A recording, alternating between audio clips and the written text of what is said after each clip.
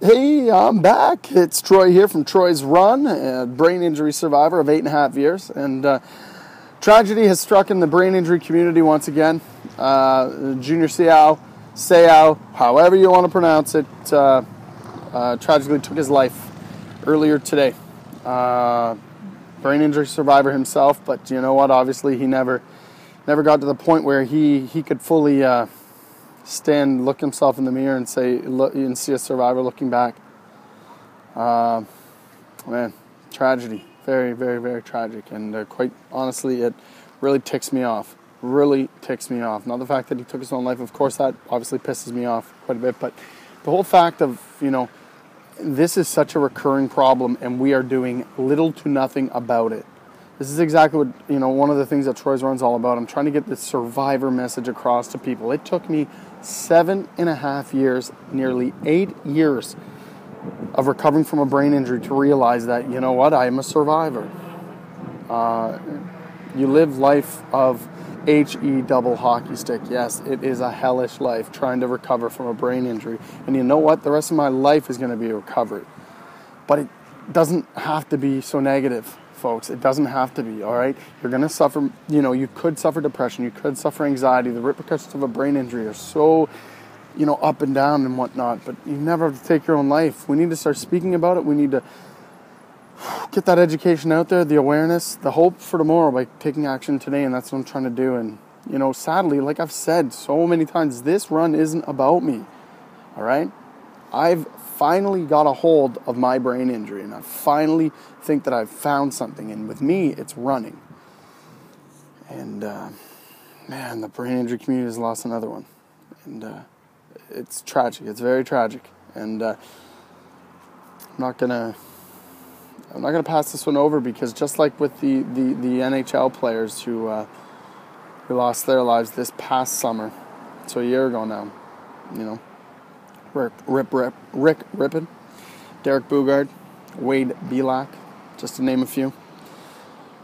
There's still people out there who say, oh, you can't link it to just a brain injury. You can't link it. You can't link it. Well, then you tell me this. Why are all these professional athletes who have consistent blows to the head, repeated blows to the head, why are they taking their own life? Why is it that I can tell you how they lived their last years of their life? Why are we so similar? It is tragic. God, we need to take action. This has to be fixed, and it can be fixed, but we cannot fix it by staying silent. We cannot fix it by having the government not invest millions upon millions upon millions into research. And it's not just the government, okay? It's everybody. Everybody has to take some kind of action, but we have to stop playing this off like it's not a big flippin' deal. God damn it. People's lives are being ruined. People's lives are being taken.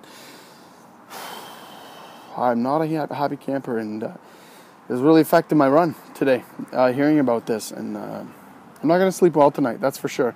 Tomorrow I'm going to run, and I'm going to keep continuing to spread word about brain injury awareness, trying to give hope to the survivors and to the people who are going to suffer brain injuries down, later in life. Jeez. It's crazy. It's absolutely crazy, and I find it just horrific, the fact that some people are so just oblivious to the fact that there's such a pandemic going on right now. It is a pandemic, folks. All right? It's a pandemic. If brain injury survivors walked around with a significant visual impairment, people would do something about it. Why is that? Just because it is an enclosed injury doesn't mean that you do not have to take action and fix the friggin' problem. All of us, and I'm not, again, blaming just one person, it is all of us. Every single one of us needs to take action. Take action today, folks. What I'm going to try and do, what I'm trying to do now with this Cross Canada run that I'm on, hope, prevention, and education.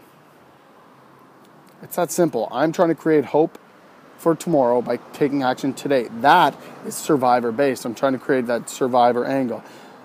Prevention is, take preventative measures to limit the severity of brain injury, because sadly, accidents happen, injuries happen. But what we can do is limit the severity of injury.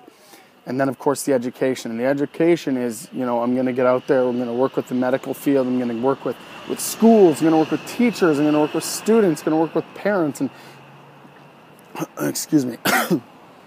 And, that educational angle, obviously, excuse me, speaks for itself. We are here in education, and you see the sky, how far that is? That's where we should be, folks, because with other illness, we have reached to the sky, and we have invested that kind of dollar and cents, and there's no reason why we shouldn't do the same for brain injury. All right? That's my rant. Thanks so much, guys.